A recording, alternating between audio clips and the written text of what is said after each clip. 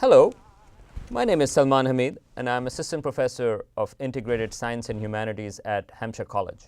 I'm Kevin Anderson. I teach courses in film and anthropology at the University of Massachusetts, and this is Film Autopsy. Hello, and welcome to a film autopsy of Life of Pi, new film directed by Ang Lee, based on a novel by Jan Martel. It's shot in 3D, and James Cameron's actually very excited about this because according to an interview with James Cameron in Entertainment Weekly, he said, "I love Life of Pi because it's not an action-adventure film in 3D. It's not a horror film in 3D. It's a spiritual journey film in 3D." And I think the film does certainly promote itself to some extent as a spiritual journey, but I really felt there's a lot of talk about God. There's kind of lip service to the idea of God, but I think the film is more focused on just the spectacle. I really felt in some scenes that I was just watching video art.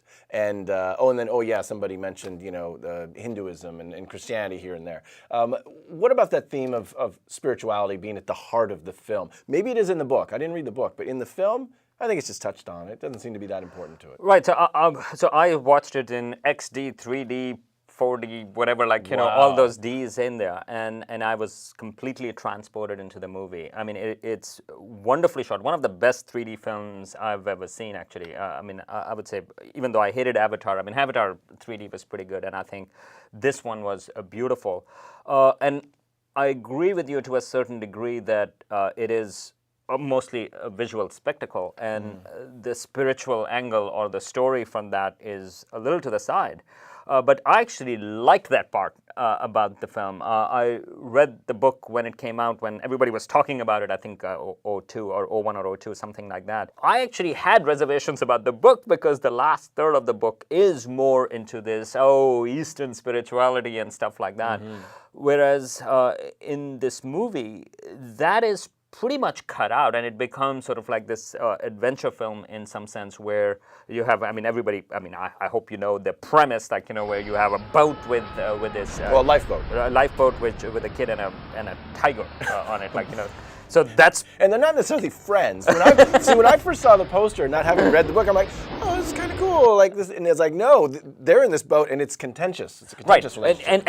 And it is never romanticized or anthropomorphized, right. And I think that was brilliant. I was quite relieved by that. Even throughout, the relationship was more like, well, the beast is the beast. It never changed. It never had some cuddly googly eyes or something like that, I'm changing, or I can see some sort of sympathy. It becomes compassionate or it doesn't. No. And I think that relationship is very well done. Yeah. But coming back to your question about spirituality and God, so in that sense, I appreciated the movie where it is just as a broader question about, how do you consider that story? What do you think about God? But it's sort of set aside, whereas rather than getting into especially the way people think about India and the Eastern spirituality and things like that. So I appreciated that, Well, I felt that it's kind of set up in the beginning where there's a bit of a flashback where the adult Pi is talking to a Canadian writer who wants to write a new novel, and so Pi is telling him his story, and kind of like Jan Martel, basically. Exactly. And he's saying, that's the journey I went on where I found God. And I'm like, oh, okay. And then there's the middle part of the film, and it really doesn't deal with it. And then at the end, when we go back to present day, and there's something that, so I just think it's kind of bookended with this notion of God and faith. But one thing we should mention, like in the flashback, when you have the young Pi that is in a coastal Indian city. Yes. And over there, we see a little bit about his upbringing, where he is kind of like trying out different religions. Well, and his father says to him, he goes, "You're a little bit Christian, you're a little bit Muslim, you're a little bit Hindu, so therefore you're not one of any one thing." And when they delivered that line, I was like, well, that's how I feel about your film, Mr. Lee. You're a little bit 3D, you're a little bit spiritual, you're a little bit drama, a little bit coming of age, and not one whole thing. Well, okay, so that's where I would disagree. By the way, I loved the first part where it sets up, and I know some people have complained about that it drags a bit. I think that setting up is very good. In fact, that is I found that captivating sequences. And again, the way religion is dealt with his father, who comes off, who's kind of an atheist, and his mother is kind of sympathetic to religion or spirituality, and for family reasons, and for family, and the kid then he is trying all these different things. Right. So he goes to church, and he gets very impressed by Christ, and he becomes a Christian. He's also Hindu, and then he also becomes a Muslim, and so he's trying all of these things together. So again. But his father remains very pragmatic, and they have a zoo. That's how the tiger sort of gets on the boat. And there is a wonderful scene in the beginning about where there is an encounter when he sneaks in to feed the tiger. And that particular scene, it isn't about religion. It isn't. It's about life lessons, and that's what his father gives him. And in fact, it is that life lesson that, in some sense, saves his life. Helps him survive on the boat. And I think that is the balance that works wonderfully, that it's not necessarily about religion. It's not necessarily, and again, I have to say it carefully, it's not necessarily religion that saves his life, but it is those practical lessons that he learns from his early childhood that goes through that. So I think that is there. But your statement whether the movie is not about anything, I actually think it is about this journey. And this journey is not about finding God, but there is a journey. Yes, it's just within the film he talks about it or characterizes it as the journey upon which he found God. And I also thought at the end when because this ultimately becomes two versions of what happened in the lifeboat, and when he tells the writer says, well, so which one's true? And he says, well, in both versions, the ship sinks, my family dies, and I suffer. Which do you prefer? And by him saying, well, I prefer the more colorful version, and then he says, well, and that's the way with God. Right, and I think that's I like that. Okay, well, that's if you like the more colorful version, that's totally fine. But but we should mention. So it's like there needs to be this God buffer as you go through life. It is. The book was about God, and but it is about. I mean, it is. About the search for some sort of meaning? Something else, meaning and things like that.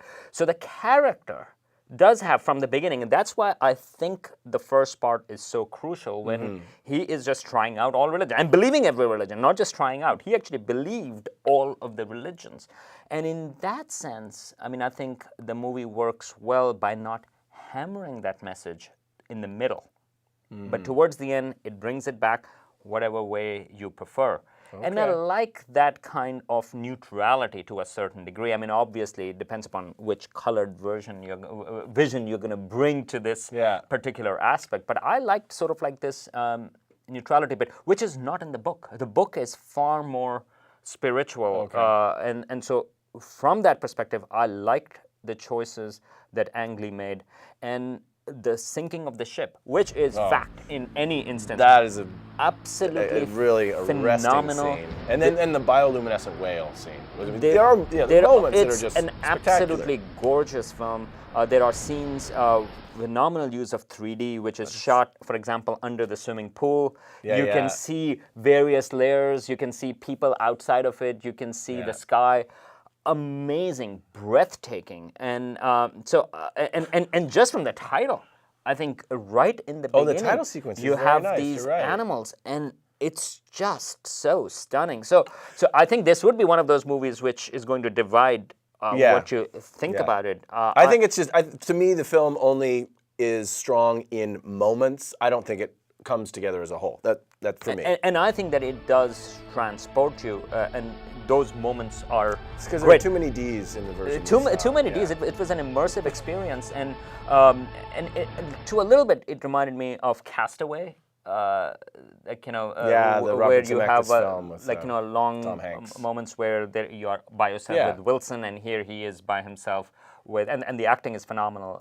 But he's with the CGI tiger, and also one of the sort of like movies that I think Kevin and I were the only ones who saw that. One of the documentaries, Deep Water. Oh, Deep Water was about fantastic. What happens when you are alone on a boat in the ocean, and I think with no idea as to whether or not you'll ever see another human being again. Exactly. It's- So, yeah, it's a so I think interesting so. meditation This on movie that. actually, like so for a long period of time, Yeah. when there's just a boat and these two Mm-hmm. species living there, and they have to kind of survive with each other.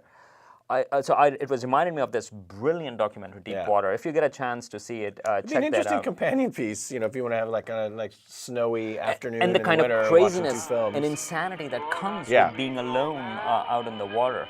right. So Well, we yeah, should probably absolutely. off. I would say go see it. It's I think our immersive review, experience. like Pi, just keeps going. It just indefinitely. The bookend is see it.